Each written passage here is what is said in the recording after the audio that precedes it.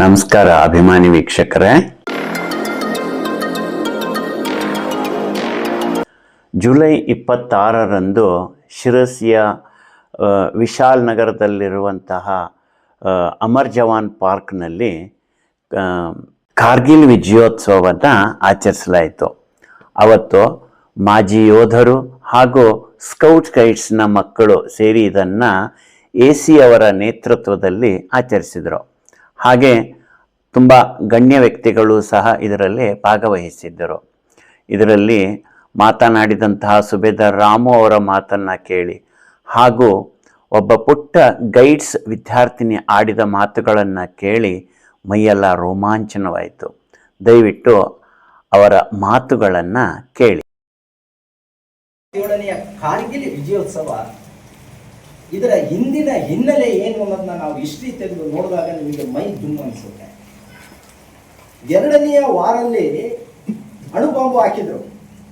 ಆದರೆ ಕಾರ್ಗಿಲ್ನ ಹೈಟು ಸುಮಾರು 21,000 ಹೈಟು. ರಾಜಮಾರ್ಗ ಶ್ರೀನಗರದಿಂದ ಲೇ ಲದ್ದಾಖಿಗೆ ಹೋಗೋದ್ರಲ್ಲಿ ಅವರು ಸ್ಟ್ರಕ್ ಮಾಡಿದ್ರು. ಒಂದು ನರಪಿಳ್ಳೆನೂ ಆ ರಾಜಮಾರ್ಗದಲ್ಲಿ ಹೋಗಕ್ಕೆ ಅವಕಾಶ ಕೊಟ್ಟಿರಲಿಲ್ಲ ಪಾಕಿಸ್ತಾನದವರು. ಅಂಥ ಪೋಸ್ಟ್ಗಳನ್ನ ನಮ್ಮ ಭಾರತೀಯ ಸೈನಿಕರು ಯಾವ ಥರ ವಶಪಡಿಸ್ಕೊಂಡ್ರು, ಇದರಲ್ಲಿ ಏರ್ಫೋರ್ಸಿನ ಪಾತ್ರ ಏನಿತ್ತು, ಆ ಒಂದು 21,000 ಹೈಟಲ್ಲಿ ಅಡಿಗೆ ಕುಳಿತಿದ್ದಂಥ ನಮ್ಮ ಪಾಕಿಸ್ತಾನದ ನಾವೆಲ್ಲರೂ ಸುಭಿಕ್ಷೆಯಿಂದ ಇರಲು ಕಾರಣ ನಮ್ಮ ದೇಶದ ಹೆಮ್ಮೆಯ ಸೈನಿಕರು.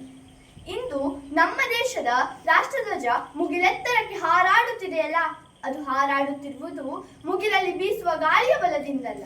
ರಣರಂಗದಲ್ಲಿ ಶತ್ರುಗಳ ವಿರುದ್ಧ ಹೋರಾಟ ಮಾಡಿ ಶತ್ರುಗಳ ಬಂದೂಕಿಗೆ ತಮ್ಮ ಎದೆಯನ್ನು ಒಡ್ಡಿ ವಿಮಲ ರಕ್ತವನ್ನು ಚೆಲ್ಲಿ ತಮ್ಮ ಕೊನೆಯ ಉಸಿರು ಎಳಿತಾರಲ್ಲ, ಆ ಕೊನೆಯ ಉಸಿರ ಬಲದಿಂದ ನಮ್ಮ ರಾಷ್ಟ್ರಧ್ವಜ ಮುಗಿಲೆತ್ತರಕ್ಕೆ ಹಾರಾಡುತ್ತಿದೆ.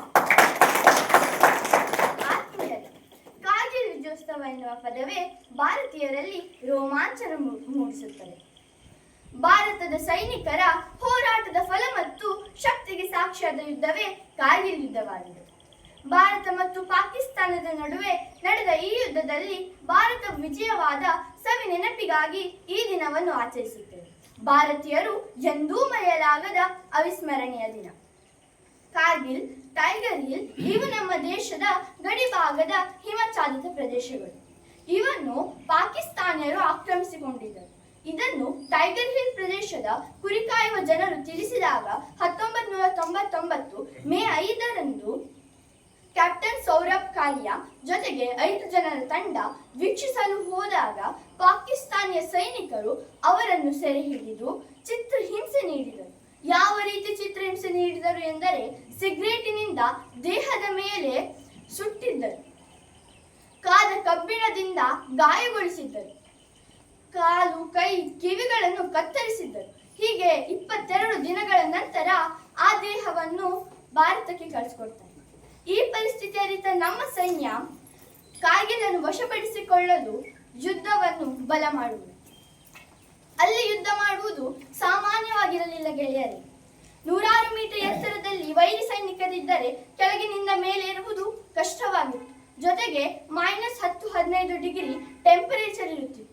ಇದ್ಯಾವುದನ್ನು ಲೆಕ್ಕಿಸದೆ ನಮ್ಮ ಸೈನಿಕರು 3 ತಿಂಗಳ ಕಾಲ ಹೋರಾಟ ಮಾಡಿ ಕಾರ್ಗಿಲ್ನಲ್ಲಿ ವಿಜಯ ಸಾಧಿಸಿದರು.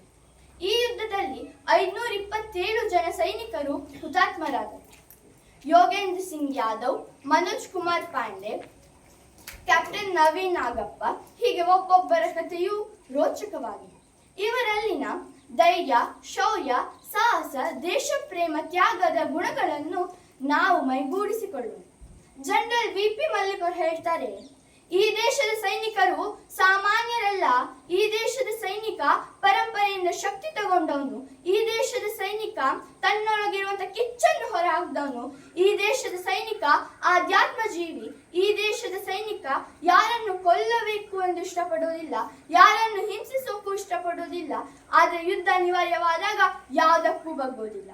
ಇಂಥ ಎಲ್ಲ ಸೈನಿಕರಿಗೂ ಮತ್ತು ನನ್ನ ದೇಶದ ಸೈನಿಕರಿಗೂ ನನ್ನದೊಂದು ಸಲಾಂ.